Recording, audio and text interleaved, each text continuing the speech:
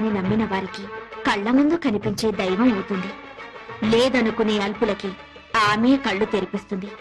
నైవేద్యాన్ని ఆ అమ్మనే పిలిచి తినిపించాడు ఓ చిన్న పూజారి. ఓం శ్రీ కనకదుర్గా దేవి దత్తాత్రేయ, నేను ట్రస్టీ గారితో మాట్లాడొస్తాను. త్వరగా నైవేద్యం పెట్టేసి మేయర్ గారింటికి ప్రసాదం పట్టుకెళ్ళాలి. నేను వేద పాఠశాలకు వెళ్ళాలి, తొందరగా రండి. అవన్నీ తర్వాత, అమ్మవారికి నైవేద్యం పెట్టాకే వెళ్ళు. నేను ట్రస్టీ గారితో ప్లేట్ల కలెక్షన్ గురించి మాట్లాడి వెంటనే వచ్చేస్తాను. ఎక్కువ మంత్రాలు చదవకుండా త్వరగా కానీ పులిహోర పైన జీడిపప్పు కదలకుండా నైవేద్యం పెట్టు.